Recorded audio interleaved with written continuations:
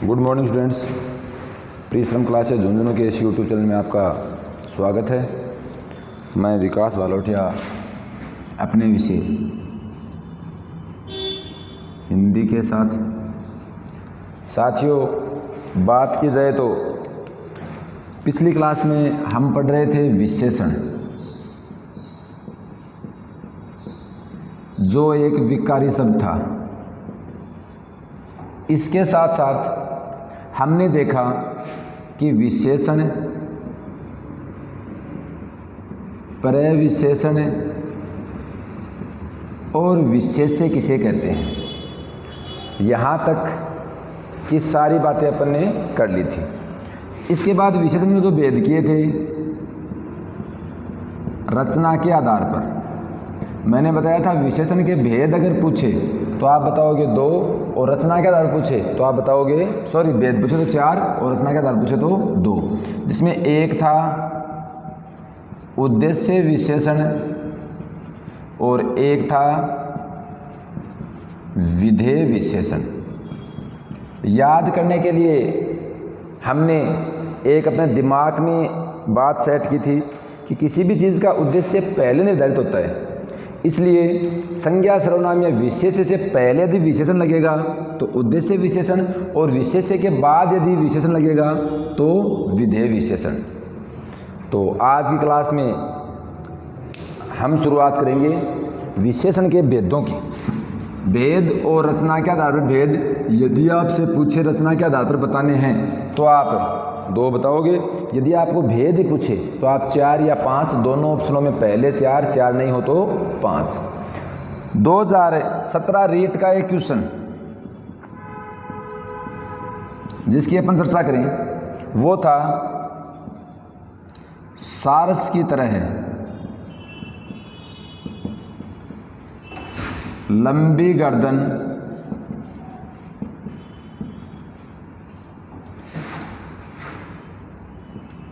ठीक लगती है। बहुत अच्छा प्रश्न था। इसने पूछा था विशेषण पदबंध है, विशेषण पदबंध है। देखो, यदि विशेषण पदबंध की बात की जाए तो पद शब्दों का वाक्य में प्रयोग करने के बाद प्रयुक्त शब्द क्या कहलाते हैं? पद। पदबंध यानी उन पदों को क्या कर दिया गया है? एक जगह कर दिया गया है। ऑप्शन थे लंबी, एक था सारस, एक था गर्दन और एक था सारस की तरह है लंबी। बहुत ही अच्छा प्रश्न था और इसका उत्तर आप 1 मिनट में दे सकते हैं। इसका उत्तर था सारस की तरह है लंबी। कहने का मतलब है यदि विशेषण पूछे तो इसमें विशेषण है लंबा, गुणवाचक विशेषण, लेकिन पदबंध पूछ लिया तो आपको उत्तर देना होगा पूरा। ऐसे ही इस टॉपिक से दूसरे प्रश्न जो पूछते हैं वो मैं आपको एक और बताऊं। एक प्रश्न था LDC 2016 का। इसने पूछा था कि संज्ञा से निर्मित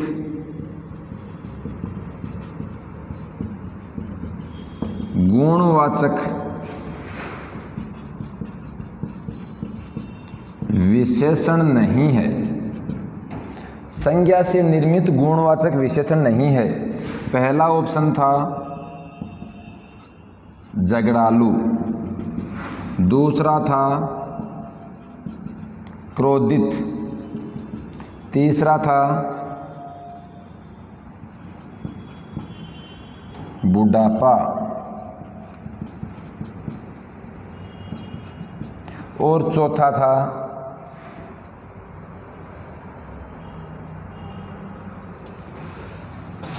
निंदनीय। बहुत ही अच्छा प्रश्न था। तो ये जो 2 नंबर का प्रश्न है, ऐसे उदाहरण मैं आपको बहुत बता चुका हूँ। एक प्रश्न पक्का आपसे पूछेगा कि गुणवाचक विशेषण या भाववाचक संज्ञा में से कौन सा है, या फिर संज्ञा से बना हुआ है विशेषण से बना हुआ है, गुणवाचक विशेषण से बना हुआ है, प्रत्यय से बना है या सर्वनाम से बना है, ऐसा कोई भी ऑप्शन आपको मिल सकता है। यहाँ आपसे पूछा है कि संज्ञा से निर्मित विशेषण नहीं है। देखो इसमें प्रत्यय है आलू, कहने का मतलब विशेषण तो ये है। इसमें प्रत्यय है इत, कहने का मतलब ये भी विशेषण है। इसमें प्रत्यय है आपा, यानी ये तो पहले से क्या है, भाववाचक संज्ञा है। इसमें प्रत्यय है इये, यानी ये भी विशेषण है। साथियों, कौन सा भाववाचक संज्ञा है, कौन सा विशेषण है, इसके लिए दिए गए शब्दों में से कोई खुशबू नहीं आएगी। इसके लिए हमें इनके प्रत्यय याद करने पड़ेंगे, जो पहले वीडियो में मैंने आपको बता दिए हैं। मैंने बताया कि जो भी प्रत्यय लगेंगे वो प्रत्यय गुणवाचक विशेषण शब्दों का निर्माण ही करेंगे या फिर भाववाचक संज्ञा शब्दों का करेंगे। आपके याद हो तो इसके लिए अपन ने एक तरीका काम में लिया था, या तो इनके प्रत्यय याद करो दोनों के। यदि प्रत्यय याद नहीं कर पाते हैं तो दिए गए शब्द के साथ एक शब्द और रखते हैं। दिए गए शब्द के साथ एक शब्द रखने के बाद हमने अपने दिमाग में एक कहावत के द्वारा, कहानी के द्वारा बात सेट की थी कि यदि बात बन जाए तो बात बनने वाला व्यक्ति गुणी होता है, वो तो होगा गुणवाचक विशेषण, और बात न बनावे वो भाव खा न, वो होगा भाववाचक संज्ञा। बात बन जाए गुणवाचक विशेषण, नहीं बने भाववाचक संज्ञा। या फिर प्रत्यय, देखो आलू प्रत्यय विशेषण में था, इत प्रत्यय विशेषण में था, आपा भाववाचक संज्ञा में था, और ये भी किस में था, विशेषण में था। लेकिन यहाँ इसने पूछना ये चाहा है कि गुणवाचक विशेषण तो है, तो मतलब एक ऑप्शन तो बिल्कुल ही नहीं है, 3 में गुणवाचक विशेषण है। पूछना ये चाहा है कि गुणवाचक विशेषण तो है लेकिन वो संज्ञा से बना हुआ नहीं है। देखो क्रोध से इत हटाया, क्रोध रह गया, क्रोध भाववाचक संज्ञा का उदाहरण है।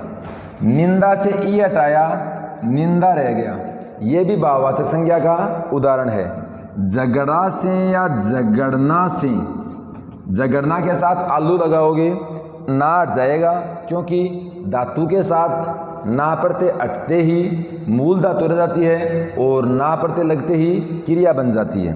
तो झगड़ना यहाँ पर क्या है, क्रिया। पूछा क्या था कि संज्ञा से निर्मित गुणवाचक विशेषण शब्द नहीं है। बुढ़ापा उत्तर नहीं होगा। क्यों नहीं होगा, क्योंकि तो पहले से विशेषण है ही नहीं। इसने कहा कि विशेषण तो है गुणवाचक लेकिन वो संज्ञा से नहीं बना है। अपना उत्तर हो जाएगा झगड़ा लो। ऐसे एक प्रश्न का उत्तर देने के लिए भी हम तैयार रहेंगे। पूछ सकता है, पूछा गया है और आगे भी पूछ लेगा।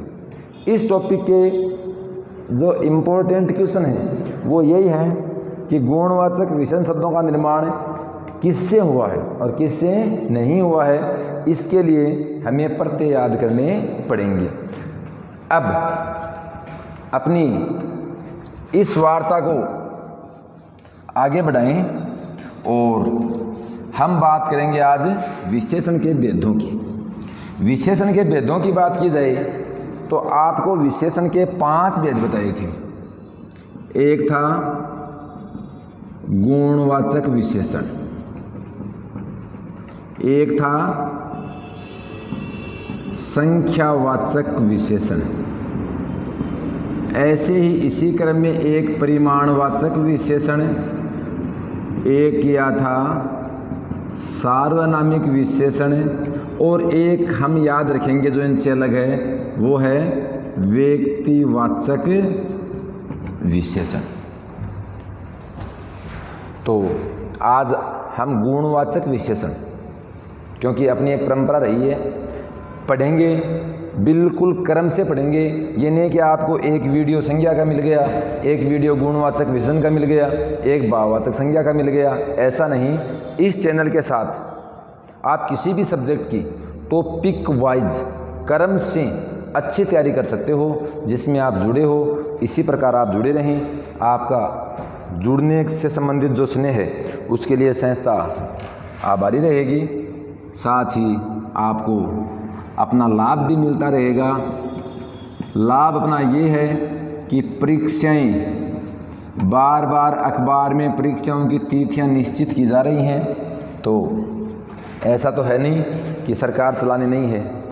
सरकार चाहे कांग्रेस की हो या बीजेपी की हो, अपने राज में, अपने शासनकाल में सभी और प्रशंसा के पात्र बनना चाहते हैं। कांग्रेस राज में थोड़ी सी दिक्कत ये आ गई कि ये कोरोना वगैरह महामारी फैल गई, लेकिन जैसे ही नॉर्मल होते ही एक साथ ही सभी भर्तियाँ करवाएंगे, क्योंकि विद्यार्थी वर्ग को सबसे बड़ा फ़ायदा वैकेंसी निकालने से होता है, जिससे उनको रोज़गार मिलता है। और सरकार के वोट वगैरह जो इनकी पॉलिसी, अपन इनकी चर्चा नहीं करेंगे, पॉलिटिकल नहीं पढ़ रहे कोई, हम बात करेंगे आज ये ही कि आप लगातार पढ़ते रहें, अपने अच्छे नोट्स बनाते रहें और तैयारी को सुचारू रखें। गुणवाचक विशेषण, गुणवाचक विशेषण का मतलब क्या हो गया कि विशेषण के अपरिभाषा देखो, विशेषण के इस भेद में, कौन से भेद में? गुणवाचक में। इस भेद में गुण दोष, अच्छाई बुराई, रंग आकृति, स्थिति, कुछ भी आप ले सकते हो, आदि का वर्णन किया जाता है। यहाँ आपको वर्णन किया जाता है, यदि सेट नहीं लगे, अच्छा नहीं लगे, तो आदि का, आदि के विषय में विशेषता स्वरूप बताया जाता है। परिभाषा हमें नहीं पूछेगा, लेकिन परिभाषा की शर्त होती है कि अंतिम पंक्ति के साथ उसकी पहली लाइन की तारतम्यता बैठनी चाहिए। ये नहीं कि विशेषता के इस भेद में गुण दोष अच्छाई बुराई रंग आकृति को गुणवाचक विशेषण कहते हैं, यहाँ कहते नहीं कर सकते। अपन कहते कि जिन शब्दों के द्वारा किसी भी संज्ञा या सर्वनाम की विशेषता स्वरूप उनके गुण दोष आकृति प्रकृति स्थिति आदि का बोध कराया जाए, उसे गुणवाचक विशेषण कहते हैं, चाहे कोई सा ही पूछे। जैसे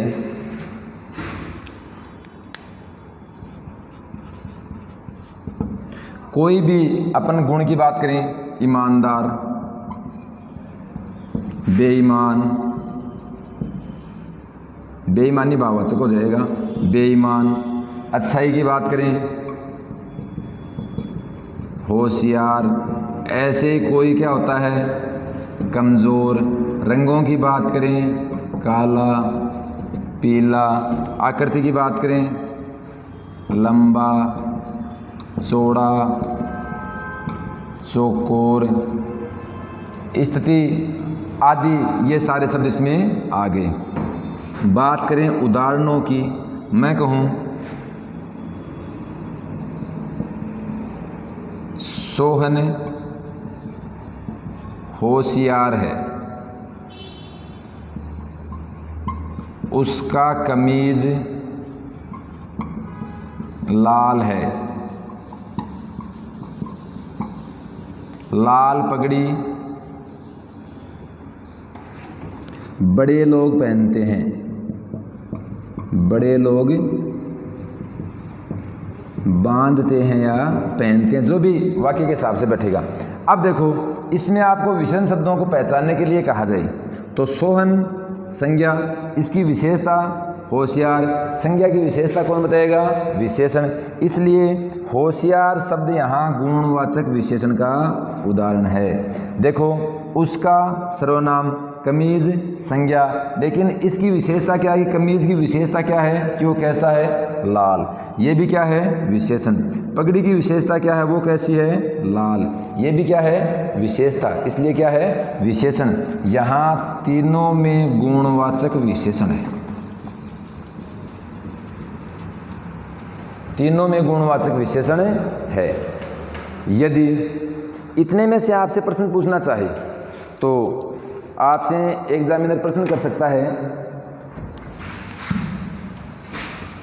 इसकी परिभाषा को मैंने जल्दी मिटा दिया, तो मैं मानता हूँ आपने नोट तो कर ली होगी, और नहीं की तो यहाँ पढ़ने वाले सभी बच्चे इंटेलिजेंट हैं, उन्होंने नोट बाद में कर लेंगे। जैसे आपसे प्रश्न पूछे, और कहे किस वाक्य में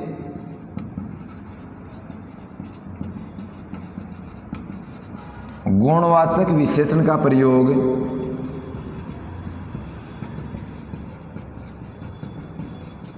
किया गया है। पहला वाक्य आपको मिले, वह 5 किलो दूध पीता है। दूसरा वाक्य मिले, आम में खटास है। तीसरा पूछे, मकान की ऊंचाई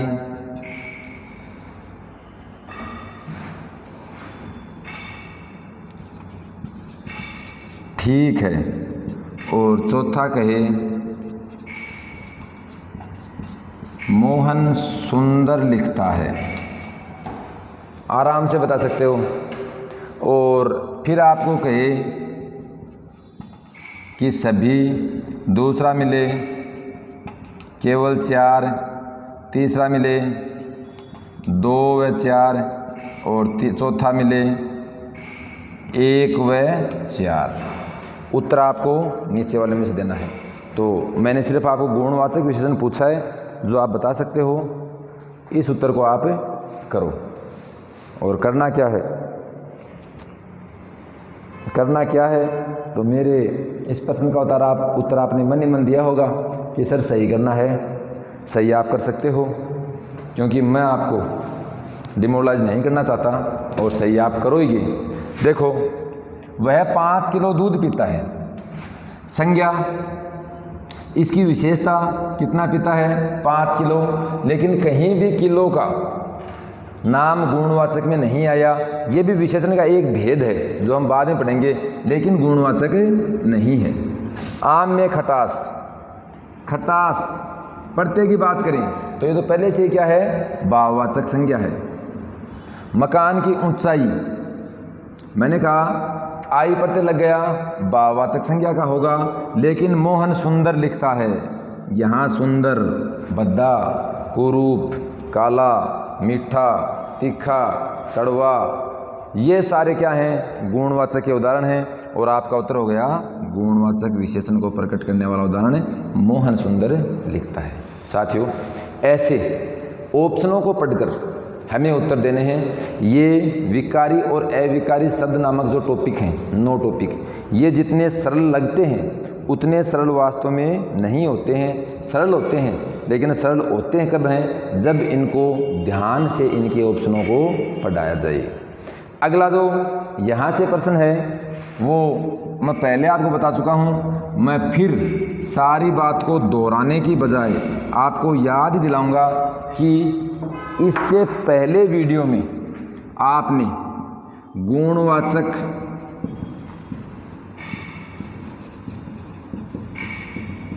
विशेषण शब्दों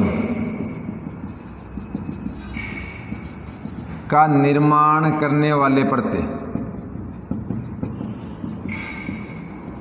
पढ़ लिए हैं।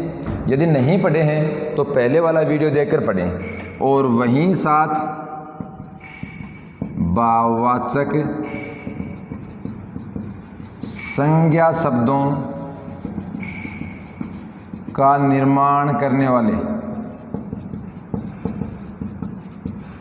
प्रत्यय भी आप देखें। साथियों, यदि ये दोनों बातें आपके नहीं याद रही तो मैं मानता हूँ यहाँ से आप प्रश्न को सही नहीं निकाल सकते। किसमें गुणवाचक है, सोहन दूध पीता है, मोहन फल खाता है, ये तो बहुत पुराने ज़माने की बात है। आजकल जो प्रश्न उठता है वो इन्हीं 2 बातों से उठता है। जैसे मैंने पहले ही आपको एक प्रश्न बताया था कि कौन सा क्रिया से बना हुआ भाववाचक संज्ञा है, कौन सा क्रिया से बना हुआ गुणवाचक विशेषण है। इसके लिए आपको प्रत्यय याद करने पड़ेंगे। साथ ही एक अपनी जो ट्रिक है वो भाववाचक संज्ञा शब्दों के लिए और गुणवाचक विशेषण के लिए। फिर सुनोगे, दिए गए शब्द के साथ आप शब्द रखोगे। यदि भाव का मतलब भाव खा तो तालमेल नहीं बैठेगा, दिए गए शब्द के साथ शब्द रखोगे, तालमेल बैठ गया, गुणवाचक विशेषण। जैसे आपको पूछे लुभावना शब्द है, लुभावना शब्द है, और पहला ऑप्शन दे संज्ञा, दूसरा ऑप्शन दे सर्वनाम, तीसरा ऑप्शन दे विशेषण और चौथा ऑप्शन दे क्रिया। ऐसे ही एक शब्द विशेष में भी आपसे परीक्षक कुछ भी पूछ सकता है और आप बताने के लिए तैयार रहोगे। अब लुभावना शब्द है, इसका उत्तर आप आसानी से दे सकते हो, या तो इसके साथ आप कोई ना कोई प्रत्यय हटाओ, मूल शब्द रखो, या फिर आप शब्द के साथ दूसरा शब्द रख कर देखो। शब्द के साथ दूसरा शब्द रखोगे, यदि बात बन जाएगी। बार बार समझा रहा हूँ, इसलिए बार बार समझा रहा हूँ क्योंकि इस टॉपिक में यही एक याद करने वाली बात है। शब्द के साथ दूसरा शब्द रखोगे, बात बन जाएगी, गुणवाचक नहीं बनेगी, भाववाचक। बहुत सिंपल है, लुभावना दृश्य, तालमेल बैठ गया, ये सर विशेषण है। विशेषण की बात करें तो गुणवाचक विशेषण है। गुणवाचक विशेषण को लेकर बहुत सी बातें हैं, लेकिन वो बात अपन करेंगे प्रश्नोत्तरी के माध्यम से, तब जब आपके इसके प्रत्यय अच्छे से याद हो जाएंगे। अब विशेषण का दूसरा भेद अपन शुरू करें, जिसका नाम है संख्यावाचक विशेषण। दूसरा भेद है संख्यावाचक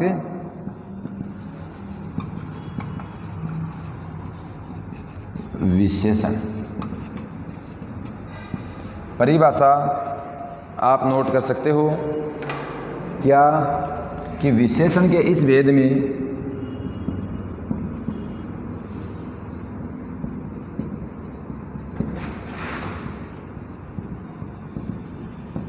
संज्ञा या सर्वनाम, परिभाषा अपन ऐसे बोल सकते हैं, विशेषण के इस भेद में विशेषता स्वरूप संख्यावाची शब्दों का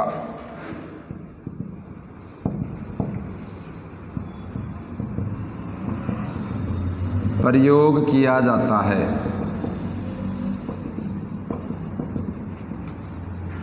संख्यावाची का मतलब जैसे 2, 4, हजार, लाखों, करोड़ों, कई, ऐसे बहुत से शब्द जो संख्या का बोध कराते हैं। मैं जैसे कहूँ कक्षा में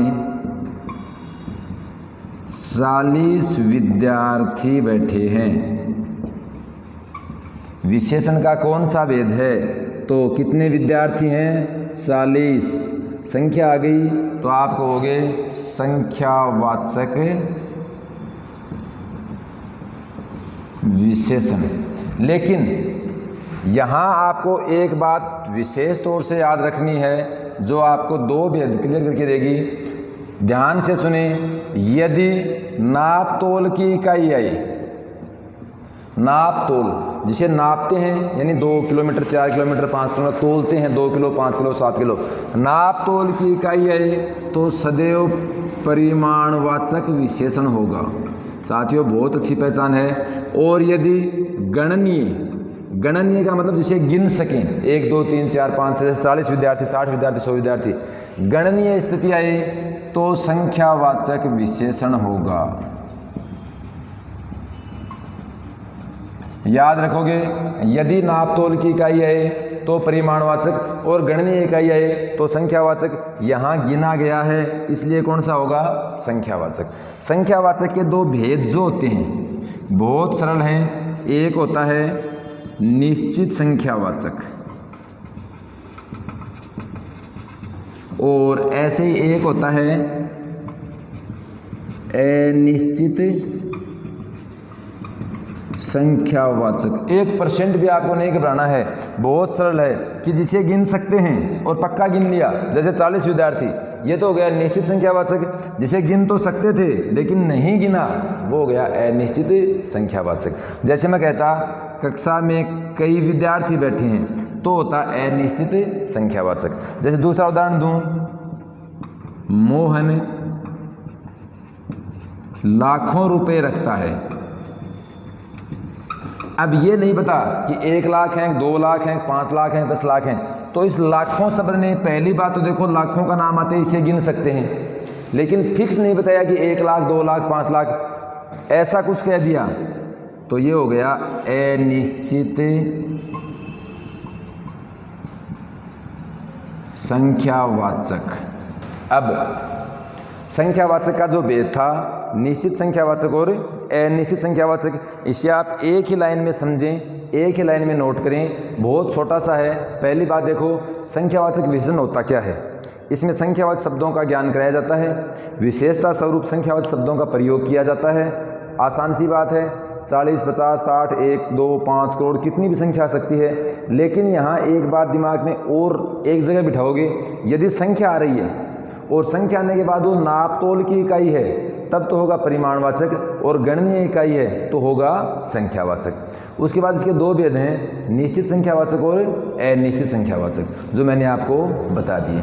मतलब कि यदि गिन सकते हैं लेकिन नहीं गिना तब तो होगा अनिश्चित संख्यावाचक, और गिन के फिक्स आपको बताया है तो होगा निश्चित संख्यावाचक। जैसे मैं आपसे प्रश्न पूछूं कि मेले में